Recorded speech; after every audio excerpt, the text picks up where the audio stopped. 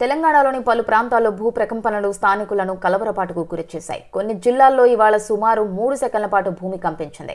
ఉదయం 7:25 నుంచి 7:28 మధ్య భూమి కంపించింది. భూ ప్రకంపనలతో ప్రజలు ప్రాణభయంతో ఇళ్ల నుంచి బయటకు పరుగులు తీశారు. ఏం జరుగుతుందో అర్థం కాక హడలిపోయారు. ఖమ్మం, మహబూబాబాద్, నల్గొండలోని కొన్ని ప్రాంతాలు, వరంగల్, హన్మకొండ, మహబూబాబాద్, రంగారెడ్డి, హైదరాబాద్, సంగారెడ్డి, మంచిర్యాల, భద్రాద్రి జిల్లాల్లో భూ ప్రకంపనలు కనిపించాయి. ప్రధానంగా ఖమ్మం జిల్లాలోని కొత్తగూడెం, చర్ల, చింతకాని, నాగులవంచ, మణుగూరు, భద్రాచలం ప్రాంతాల్లో ప్రకంపనలొచ్చాయి. ఉదయం 7:25 సమయంలో భూ ప్రకంపనలు చోటు చేసుకున్నట్లు స్థానికులు తెలిపారు. ఉత్తరం నుంచి దక్షిణం, దక్షిణం నుంచి ఉత్తరానికి కొన్ని సెకన్ల పాటు భూమి కంపించినట్లు ప్రజలు తెలిపారు. హఠాత్తుగా భూమి కంపించడంతో వారు హడలిపోయారు. అసలేం జరుగుతోందో అర్థం కాక భయంతో వణికిపోయారు. ముఖ్యంగా ఇంట్లో వంట సామాగ్రి, వస్తువులు ఉన్నట్లుండి కింద పడిపోవడంతో ప్రజలు హడలిపోయారు. హైదరాబాద్ నగరంలోని పలు ప్రాంతాల్లో భూమి కంపించింది.